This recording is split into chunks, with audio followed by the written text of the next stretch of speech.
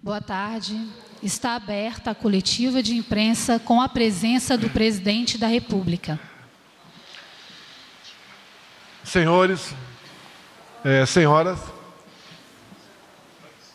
tivemos agora duas videoconferências, primeiro com os governadores do Nordeste e depois com os governadores da região Norte. 16 governadores. O que mais imperou entre nós foram as palavras cooperação e entendimento. Sabemos que temos um inimigo em comum, o vírus, bem como também sabemos e temos a consciência que o efeito colateral que pode ser o desemprego pode ser combatido. Então, partindo dessa premissa, foram duas reuniões excepcionais, onde anunciamos resposta às cartas dos governadores e de associações representativas dos prefeitos. Decidimos, então, que para a transferência para a saúde, o governo destina 8 bilhões de reais, como recomposição para Fundo de Participação de Estado e Fundo de Participação de Município, 16 bilhões de reais. Assistência social, também saúde, 2 bilhões de reais. Suspensão da dívida dos estados, 12 bilhões. Renegociação com bancos, 7 bilhões. E operação de crédito, 40 bilhões. Perfazendo um total de aproximadamente 85 bilhões de reais. Os seus governadores se mostraram bastante satisfeitos. Obviamente, apelamos que as nossas propostas, que ora estão em tramitação na Câmara, tivessem um olhar muito especial por parte deles, porque todos nós devemos, ao final dessa batalha, sairmos fortalecidos e com a satisfação do dever cumprido. Assim sendo, encerramos a reunião e, de forma muito cordial, nos despedimos e, obviamente, amanhã, reunião com os demais governadores da região Centro-Oeste, Sudeste e Sul acontecerão. Então, estou muito feliz, cumprimento não só os governadores, bem como o meu vice-presidente da República, os senhores ministros e secretários, que foram pessoas que realmente, com muita galhardia, com muita competência, souberam dar uma resposta aos seus governadores que, de forma muito justa, haviam pleiteado junto a nós. Então, eu muito obrigado a todos e passo a palavra agora à disposição dos senhores jornalistas, dos nossos ministros e secretários, para que possa ser sabatinado, questionado por vocês. Muito obrigado.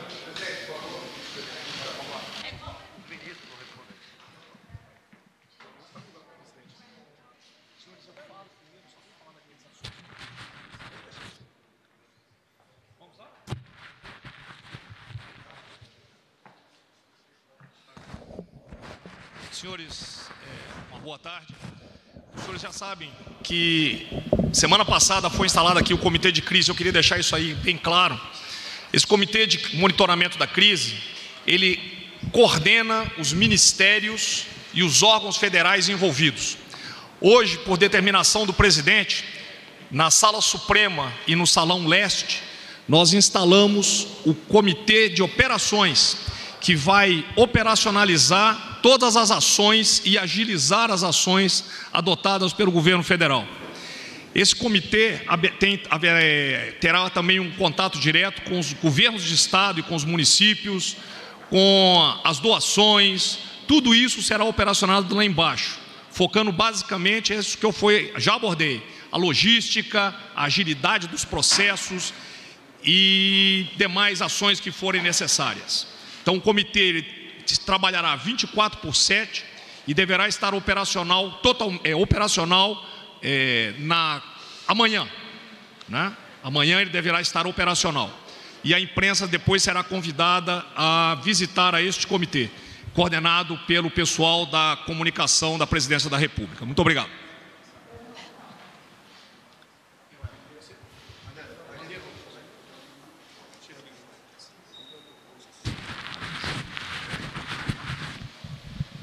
Está vendo como todo mundo é essencial em saúde nesses momentos? Às vezes um pequeno gesto, como limpar esse microfone que ele fez, se torna o gesto mais essencial de uma reunião como essa. Então, quando a gente tem situações de saúde em que as pessoas perguntam o que é essencial, dependendo do momento, tudo é essencial. Nessas paralisações eu tenho dito, calma, planejemos. Há lugares que pararam tanto que não tinham mecânicos para consertar a manutenção do funcionamento de determinadas máquinas hospitalares, idas de insumo, necessidades prementes que temos no dia a dia de unidades de saúde, de unidades de manutenção de água, de esgoto, e é um contexto enorme. A vida não se resume a uma doença, a um vírus. O sistema de saúde continua funcionando, as pessoas continuam tendo apendicite, continuam tendo problemas cardíacos, continuam precisando dar acesso a essas doenças crônicas para poderem manter os seus equilíbrios dos seus organismos. Nós temos conversado com os secretários, temos conversado com todos, é importante essa conscientização nacional e nós vamos gradativamente medindo o impacto dessas ações. Nós precisamos ter muita inteligência, muito equilíbrio, muito bom senso, para que possamos atravessar isso com menos estresse, com menos capacidade de intervir no dia a dia das pessoas. Nós estamos estudando, estamos vendo, a cada hora a gente tem mais informação sobre o comportamento do vírus no mundo ocidental, no mundo de hemisfério sul. Nós estamos monitorando muito de perto São Paulo, que é a nossa maior cidade, que tem o maior número de casos, que está agora testando qual é o tempo de permanência, qual é o efeito do medicamento, que é incipiente. O Ministério da Saúde hoje já começa a padronizar, porque enquanto pesquisa é uma coisa, mas o uso começa a ser mais comum, então se é mais comum a gente tem que ter, é uma perspectiva sim. Começam a surgir trabalhos de outras visões, começam a surgir agora as visões dos legistas, alguma coisa sobre outras abordagens. A ciência vai seguindo o seu passo, vai seguindo o seu ritmo. O SUS já começa a alargar o seu sistema de saúde. O nosso esforço de produção de equipamentos de proteção individual e de ventiladores vai crescendo. A gente já consegue hoje falar em 300, 400 respiradores por semana, só na produção nossa interna para o SUS. Então já estamos aumentando isso para 3.000, 4.000 por mês, o que dá fôlego para a gente acompanhar com autossuficiência.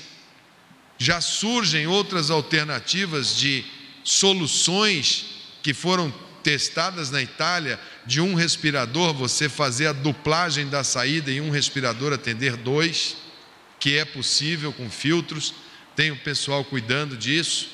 Enfim, as soluções vão aparecendo, nós vamos medindo, vamos sabendo melhor o comportamento, respeitamos as medidas que foram tomadas, mas vamos interpretando junto com todos, porque em saúde a primeira qualidade de um cirurgião é ser calmo, frio, gelado, olhar, analisar, para tomar as melhores medidas.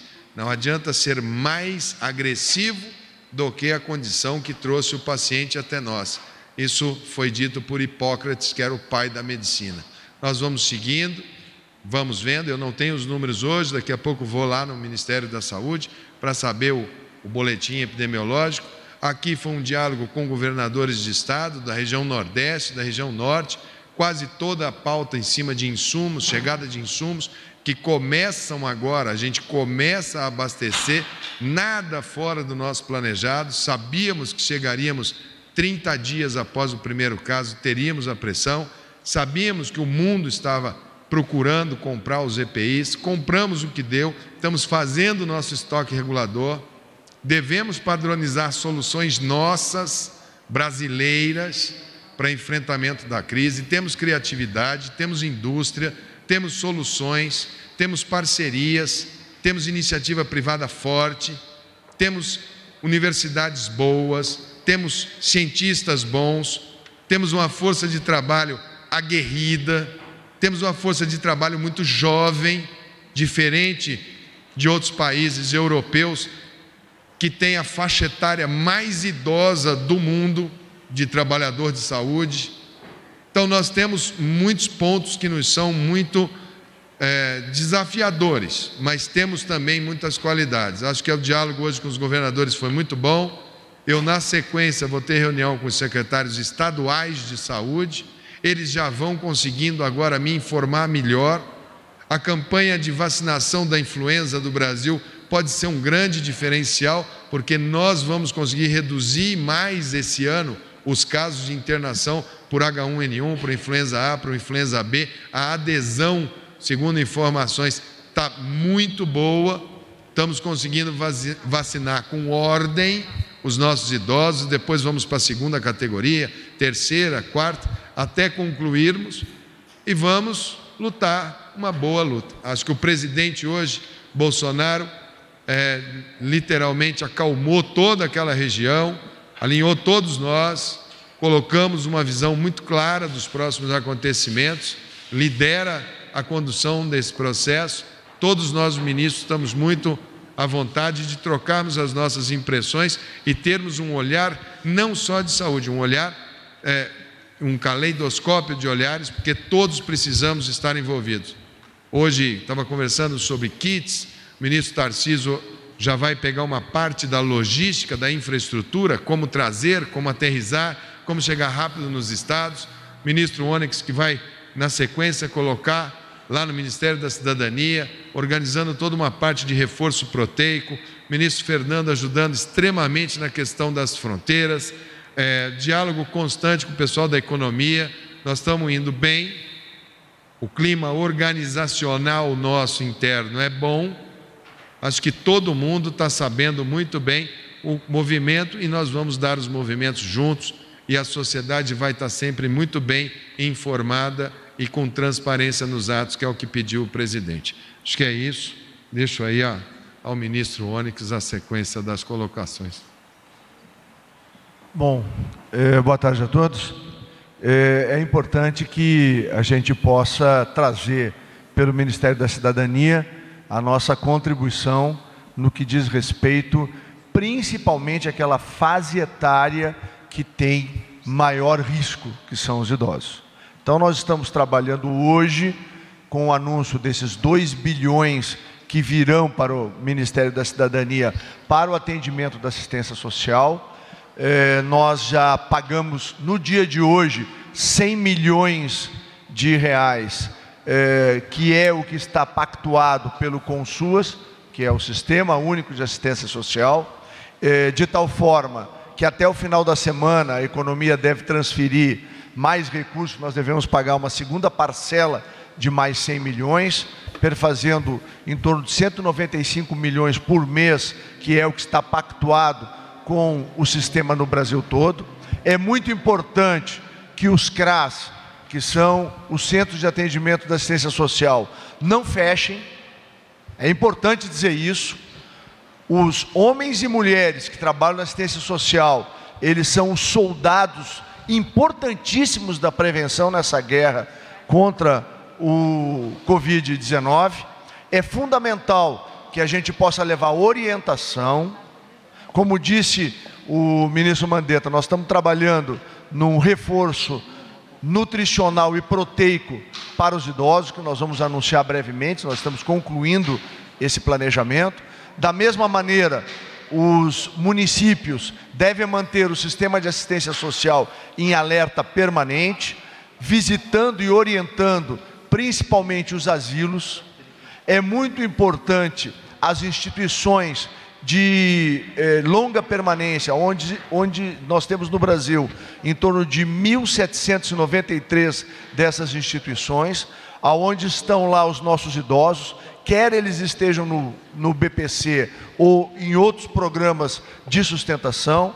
Da mesma maneira, no Bolsa Família, nós temos a afirmação de que neste mês nós devemos inserir 1 milhão 220 mil novas famílias. Com isso, no mês de abril, nós teremos no Bolsa Família um número que nunca existiu, de 14,3 milhões de famílias no programa. O programa Bolsa Família é aquele que permite rapidamente colocar a condição de melhor enfrentamento, principalmente para os mais vulneráveis. E fica aqui uma última palavra em relação à assistência social nos municípios brasileiros e particularmente nas grandes cidades, nas cidades de mais de 500 mil habitantes no Brasil, a preocupação também com a população de rua, que precisa ser assistida. No momento em que as cidades foram travadas, aonde nós temos a questão da não atividade econômica nas cidades, o que ocorre? A essa população que é muito vulnerável, precisa ter um atendimento. E uma palavra importante, no sentido de que todas as famílias, o voluntariado brasileiro, nós temos que ter um olhar agora muito especial.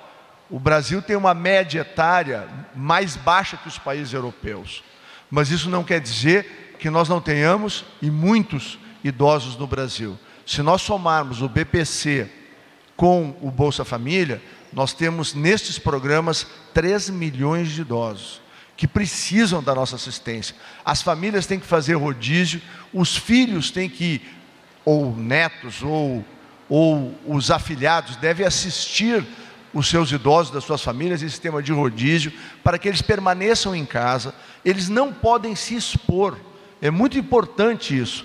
Isso também é importante para os mais vulneráveis, aqueles que não têm família, aqueles que estão em asilos, que os sistemas de voluntariado se apresentem nesse momento nos municípios, em concatenação com o sistema de assistência social, para poder levar alimentos, material de higiene para essas pessoas. Nós temos que ter clareza de que nós precisamos, ao proteger os nossos idosos, ao mantê-los sem circulação, a gente possa dar a eles a condição de não se contaminar. Com isso, não sobrecarregamos o sistema de saúde. E o que é mais importante, vamos lenta e gradualmente liberando os mais jovens para que a atividade econômica possa ser retomada no Brasil, porque é importante sim combater o coronavírus e fazer com que o Brasil, talvez nesse processo de organização e liderança que o presidente Bolsonaro está fazendo para o enfrentamento do coronavírus, talvez o Brasil possa surpreender, e se Deus quiser, e Deus há de querer, vai surpreender a todos, com o Brasil sendo o país ocidental que melhor se preparou, que melhor se organizou, que melhor atendeu a sua população idosa, que melhor manejou nas suas cidades e no país o enfrentamento ao coronavírus. Eu acho que se a gente continuar nesta organização que está sendo feita, e hoje foi debatida com os governadores do Nordeste e do Norte, amanhã será debatido com os demais governadores do Brasil, e sucessivamente com os prefeitos de capital e os prefeitos do interior brasileiro, nós vamos sim, unidos, conseguir vencer e fazer com que o impacto dessa doença seja o menor possível na nossa sociedade. Abriremos para perguntas agora. Primeira pergunta da Cláudia Bom Tempo, TV Globo. Boa tarde, ministros. Cláudia Bom Tempo, TV Globo. Eu queria saber se o governo pretende usar a logística, as Forças Armadas na logística de combate ao coronavírus. Se tem alguma ação prevista nesse sentido, distribuição de máscaras, de insumos médicos. Boa tarde a todos. Eu sou representante do Ministério da Defesa. Eu gostaria, antes de mais nada, de dizer que as Forças Armadas, como sempre, estão somando esforços nesse sentido de combater a Covid-19. Sobre a estruturação do Ministério da Defesa, nós estabelecemos desde a sexta-feira passada, por meio de uma diretriz ministerial de execução, a ativação de que nós chamamos comandos conjuntos. Então, ao longo de todo o país, de norte a sul, de leste a oeste, nós estamos mobilizados em 10 comandos conjuntos. São comandos conjuntos em todas as regiões do país, aproveitando a característica da capilaridade das Forças Armadas. E um dos principais aspectos do nosso emprego é apoiar os órgãos de saúde e de segurança pública. e dentro desse apoio está contida a logística. Então, nossos recursos também serão utilizados para apoiar as demandas, participando ativamente desse comitê que está formado na Casa Civil, de forma maneira que a gente possa contribuir nesse esforço.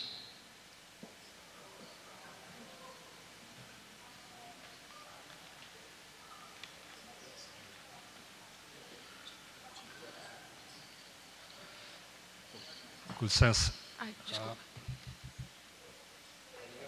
Obrigado. Bom, o presidente Bolsonaro comentou sobre o número de 85 bilhões de reais, na realidade um pouco mais. Eu gostaria de esclarecer algumas dessas medidas. Na realidade, o número é um pouco maior, 88,2 bilhões de reais, e trazer aqui alguns detalhamentos dessas medidas. Certamente, perguntas trarão, enriquecerão o que eu falarei agora. Foram 6 medidas anunciadas, medidas federativas para estados e municípios. Nós tivemos uma reunião hoje sob a coordenação do presidente Bolsonaro com 16 governadores, 7 governadores da região norte e antes 9 governadores da região nordeste. E essas medidas anunciadas, elas tiveram por base os próprios pleitos dos governadores e prefeitos. Nós analisamos cerca de 4 documentos que os governadores produziram, elencando as principais ações que os estados demandam, bem como 3 documentos das principais entidades municipalistas com os pleitos dos municípios. Tomamos então esses 7 documentos por base e listamos 6 principais ações que somam 88,2 bilhões de reais. A primeira ação se refere a uma transferência fundo a fundo. E o que isso significa? Significa uma transferência do Fundo Nacional de Saúde para cada um dos fundos dos 27 estados e DF e todos os fundos dos municípios. Nós temos quase 5.700 municípios. Essa ação, ela soma um total de 8 bilhões de reais. O pleito dos governadores era de uma ordem de 4 bilhões de reais em 4 meses, enquanto que o pleito dos prefeitos da ordem de 2,6 bilhões. Portanto, a soma dos pleitos de governadores e prefeitos, nessa transferência direta, um auxílio financeiro feito, um Fundo Nacional de Saúde da União para Fundo de Estados e Municípios, um valor de 6,2 bilhões, e o governo federal, de fato, por entender que é uma das medidas mais efetivas e mais diretas no combate às mazelas do coronavírus, voluntariamente se dispõe a transferir 8 bilhões de reais. Os critérios para essa medida serão desenhados em conjunto pelo Ministério da Saúde com o Ministério da Economia e Casa Civil, além de, quando necessário, da participação de outros ministérios.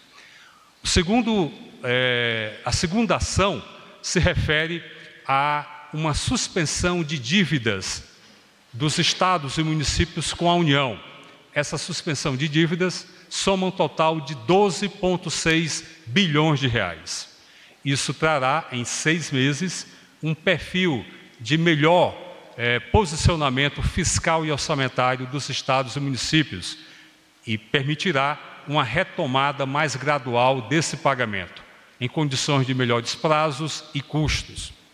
A terceira medida se refere a também uma suspensão, uma renegociação de dívidas dos estados e municípios com os bancos públicos federais, BNDES, Banco do Brasil, Caixa Econômica Federal e também BNB e BASA, mas em particular os 3 primeiros. A monta, nesse caso, o valor total, é da ordem de 9,6 bilhões de reais. A quarta medida se refere ao que o ministro Onyx já apontou aqui, ao relacionado às SUAS, ao Sistema Único de Assistência Social, e soma 2 bilhões de reais. Cobre também uma das parcelas mais vulneráveis nesse momento de crise. A quinta medida se refere a um ponto importantíssimo. Nesse momento, onde o dinamismo econômico é menor, o Fundo de Participação dos Estados, o FPE, e o Fundo de Participação dos Municípios, que é o FPM, eles deverão apresentar uma retração. Nós entendemos que essa retração será de uma magnitude de 4 bilhões de reais por mês. Portanto, uma medida em 4 meses de 16 bilhões. Lembrando, FPE e FPM são recursos transferidos da União a partir da arrecadação com imposto de renda IPI para estados e municípios. Como esses impostos deverão ter uma menor arrecadação nesse período, a União complementará em 4 bilhões por mês, totalizando 16 bilhões, o FPE e o FPM. E a última medida é aquela que tem um volume financeiro maior, consta de 40 bilhões de reais e se refere a operações de crédito. 20 desses 40 bilhões se referem a uma securitização de dívidas já constituídas e que terão um perfil melhor, em um prazo de até 20 anos, sendo uma renegociação em parâmetros que levem a um menor custo comparado com o status atual. Os outros 20 bilhões são relacionados a medidas legislativas em tramitação, em particular um plano de equilíbrio fiscal, também conhecido como Plano Mansueto, por ser o secretário do Tesouro Nacional, que desenvolveu com a sua equipe esse plano de equilíbrio fiscal, e ele contempla para estados que não tenham hoje acesso a financiamento com garantia da União, uma possibilidade de um novo limite da ordem de 10 bilhões ano, portanto, somente em 2020 há um limite de até 10 bilhões de reais, com garantia da União, empréstimo com garantia da União, bem como uma reformatação também dentro do PLP 149, que está na Câmara dos Deputados, do regime de recuperação fiscal. Então, nós temos um total de 8 bilhões de transferência fundo a fundo, mais 12,6 de suspensão de dívida por 6 meses dos estados e da União, dívida deles com a União, mais 9,6 de uma renegociação de dívidas dos estados e municípios com os bancos federais, mais a complementação da ordem de 16 bilhões FPE e FPM, mais 2 bilhões associados ao sistema de assistência social, SUAS, e, por último, um conjunto de 40 bilhões de operações de crédito. Somam, então, um valor da ordem de 88,2 bilhões de reais em uma operação que traz, nesse momento de emergência e de calamidade,